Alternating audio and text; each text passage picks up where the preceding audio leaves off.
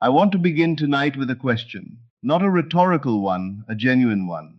A question I have been asked in every city I have visited, by every kind of person imaginable, from every walk of life. The question is this: why does it take so long? You imagined, you felt the wish fulfilled. You went to sleep in the state of the answered prayer, just as I instructed.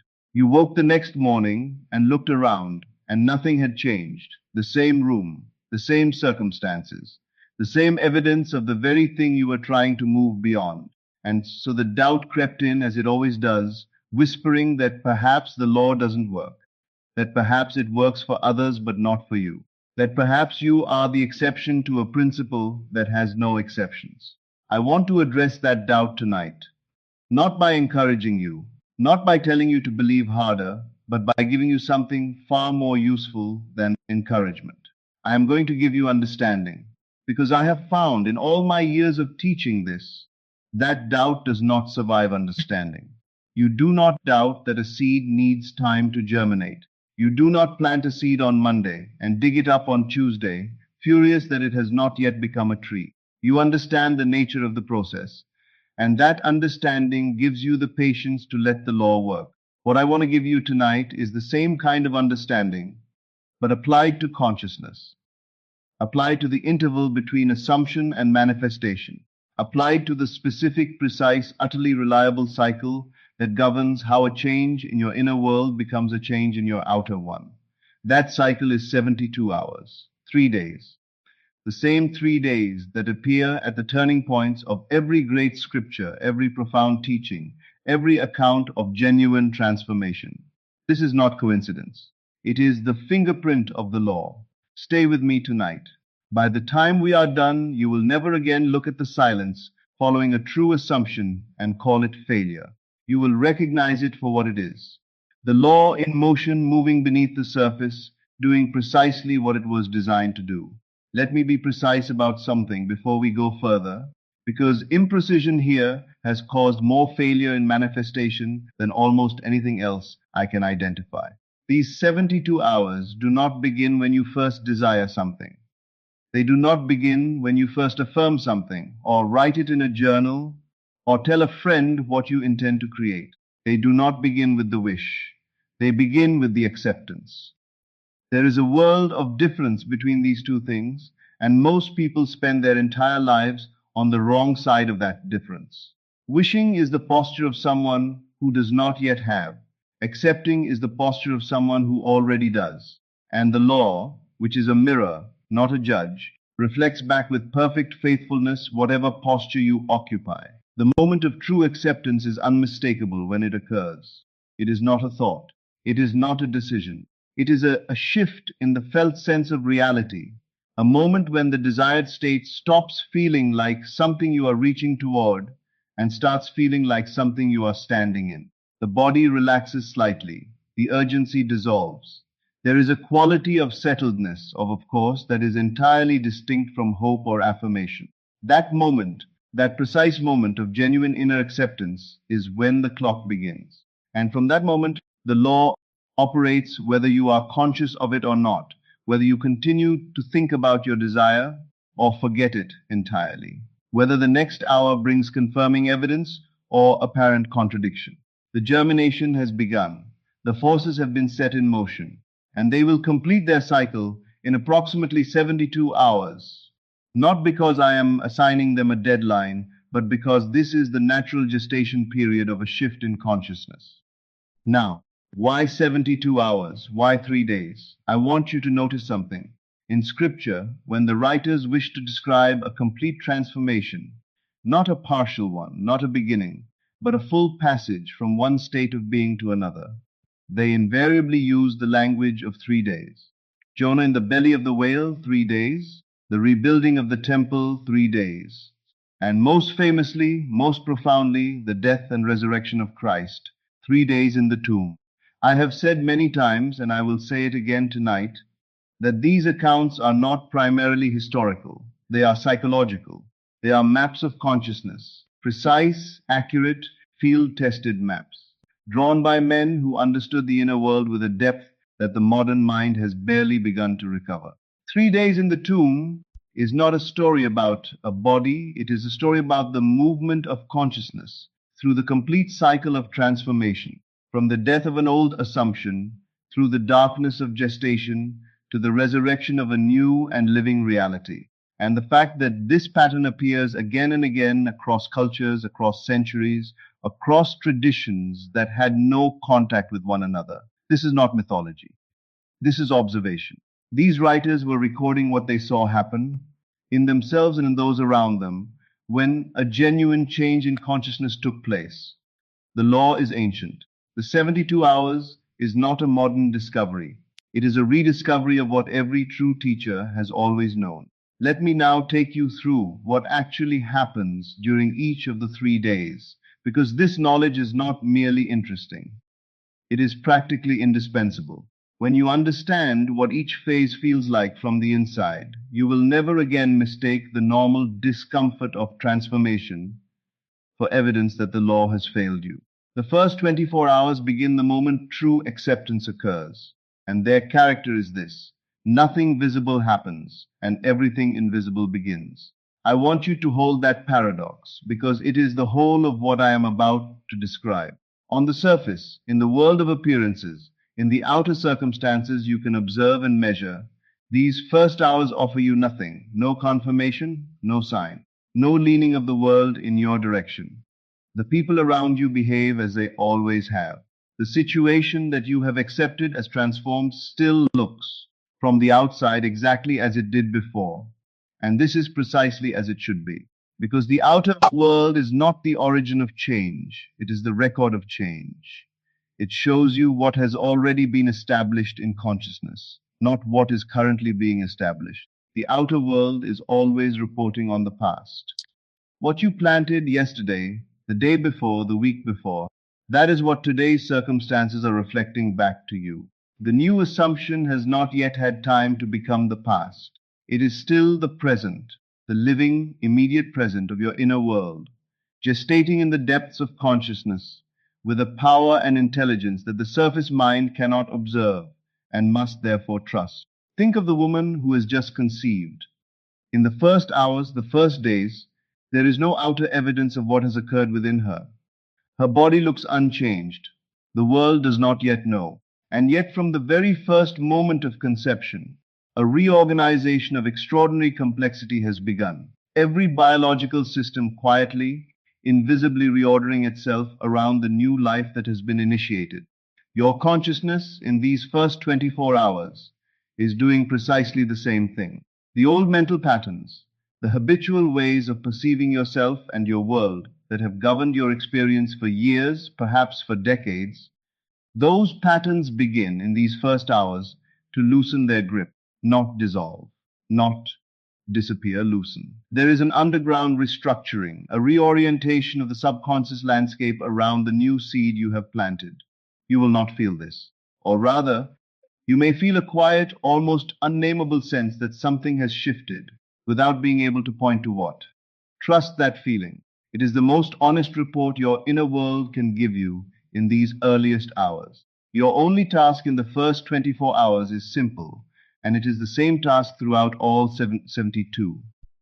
Not with force, not with effort, not by suppressing the doubts that will naturally arise in a mind conditioned by years of outer world evidence. Simply return again and again to the feeling of the wish fulfilled. Let it be the home you keep coming back to, no matter how many times the surface mind wanders. The seed has been planted, the soil has received it, leave it alone and let it work. I must speak to you very carefully about the second day, because it is here that more people abandon their assumptions than at any other point in the cycle. And the reason they abandon them is that the second day feels, from the inside, like failure. I call this day the crucifixion, and I mean that word with complete precision. The second 24 hours is the period in which the old identity, the old concept of self, the old pattern of thought and belief that has governed your experience until now, must die. Not weaken, not step aside, die. And dying, as you might imagine, is not comfortable. It does not feel like progress. It does not feel like transformation. It feels like loss, like confusion, like a ground that was solid suddenly becoming uncertain beneath your feet. Here is what you will likely experience on the second day. The rational mind, having received no outer confirmation of your new assumption, will make its argument, and it will make it well, because it has years of evidence on its side. It will say, look around you. Nothing has changed. You assumed, you believed, you felt, and here you still are, in the same circumstances with the same people, facing the same situation. And it will not be wrong about the facts. The facts will not have changed. What the rational mind cannot know is that the facts are irrelevant to what is happening in consciousness. But this is not the deepest discomfort of the second day. The deeper discomfort is this. The old sense of self, the familiar, habitual, perhaps comfortable identity that has defined you until now, begins to feel unstable. You are no longer fully the old person, because the assumptions has begun its work. But you are not yet fully the new one, because the transformation is not yet complete. You are in the formless middle, which the scripture describes as the tomb. Not the old, not yet the new, held in darkness between death and resurrection. Every transformation in nature moves through precisely this formlessness. The caterpillar, inside its chrysalis, does not gradually become a butterfly. It dissolves, completely, radically, into an undifferentiated cellular liquid. It is neither caterpillar nor butterfly. It is formless potential. And from that formlessness, the new form emerges, not as a modified version of what came before, but as something genuinely, completely new. Your consciousness on the second day is the chrysalis. The disorientation you feel is not a sign that something has gone wrong. It is the sign that the dissolution is occurring, that the old form is giving way as it must to make room for the new. I want you to receive this truth so deeply that the second day never frightens you again. The discomfort is the evidence. The very fact that the old state feels unstable, that the familiar patterns of thought feel loose and uncertain, that you cannot quite settle back into who you were before. This is not failure. This is the law working. The old man is dying. That is the entire point. What do you do on the second day? The same thing you did on the first, but with greater steadiness, because the temptation to abandon the assumption is greatest here. You return to the feeling of the wish fulfilled. You hold it not with strain, but with the quiet conviction of one who understands that darkness in the chrysalis is not the absence of life. It is the condition of transformation. Do not dig the seed up on the second day. Do not conclude that nothing is growing. Understand where you are in the cycle. This is the crucifixion.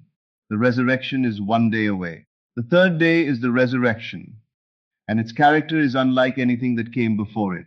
If you have held your assumption faithfully through the invisible gestation of the first day and the formless discomfort of the second, something occurs in the third 24 hours that cannot be manufactured, cannot be forced, and cannot be mistaken for anything other than what it is.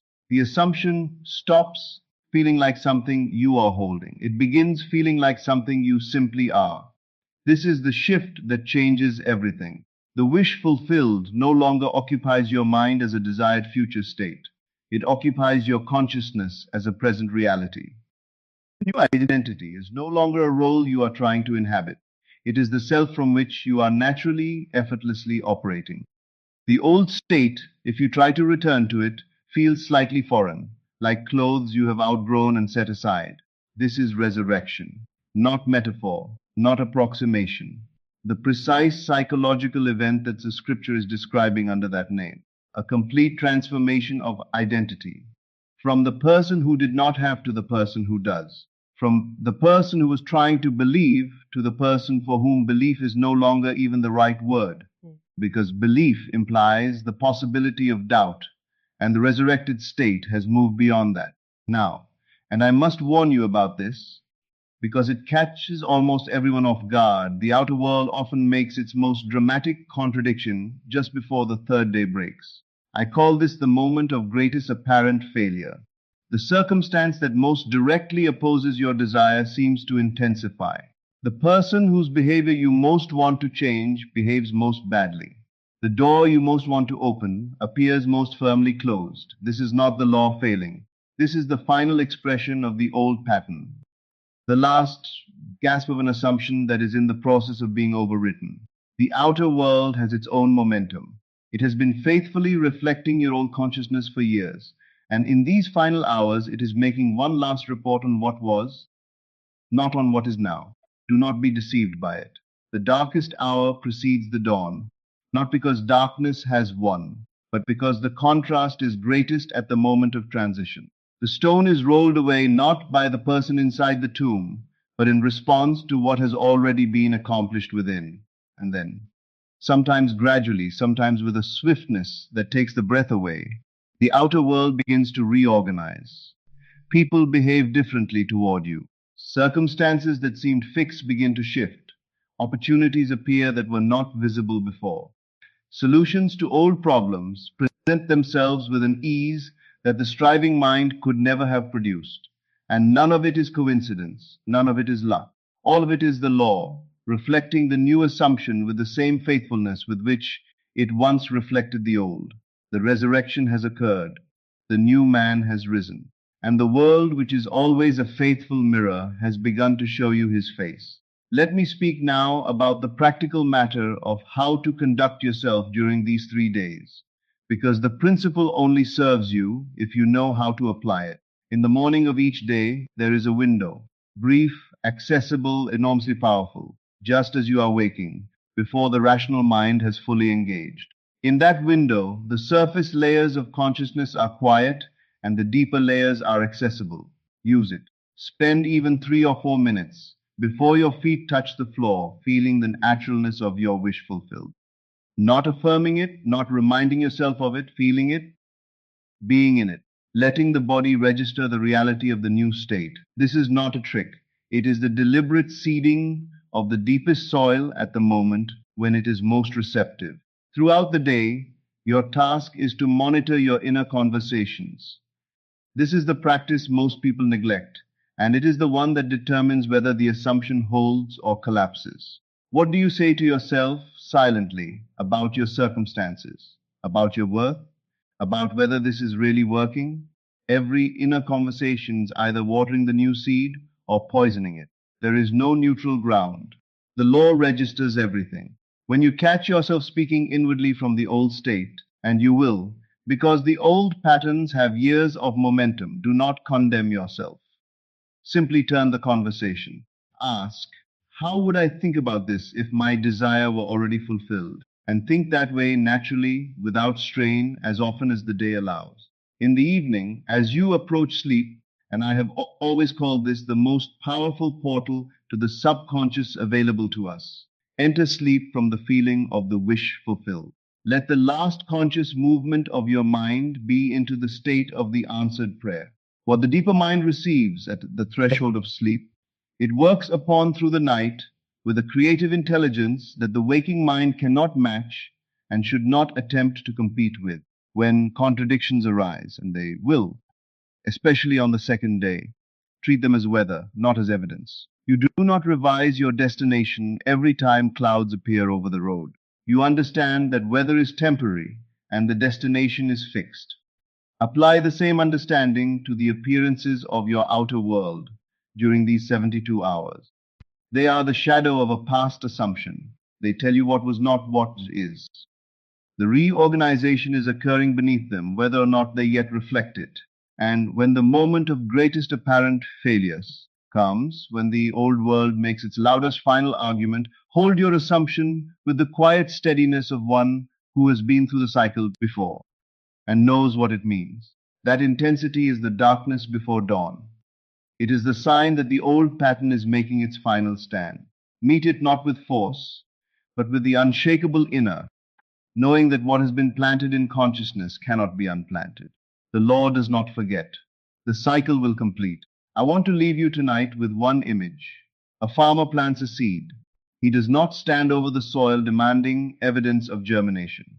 He does not dig it up each morning to check its progress. He does not conclude, because the surface of the earth is unchanged, that nothing is happening below it. He trusts the law. He trusts that the combination of seed, soil, and time will produce exactly what was planted, not because he can see it, but because it understands the nature of the process. You are the farmer. Your consciousness is both the farmer and the soil. The something you plant, held with genuine acceptance, felt with honest feeling, maintained with quiet consistency, is the seed. And the 72 hours is the first full cycle of a law, as certain, as impersonal, and as dependable as anything in nature. You do not need to force. You do not need to manipulate. You do not need to convince anyone, least of all yourself. You need only to plant the seed correctly, trust the law faithfully, and allow the cycle to complete. 3 days, the death of the old, the darkness of the middle, the resurrection of the new. This is not poetry. This is the precise, reliable, ancient mechanics of how consciousness creates reality. Tonight, choose your assumption. Accept it genuinely as already done. Tomorrow, hold it through the discomfort of the second day. Know that the dissolution is not failure. It is the necessary condition of the new. On the third day, do not be surprised by what rises. The law has never failed anyone who understood it and applied it faithfully. It will not fail you.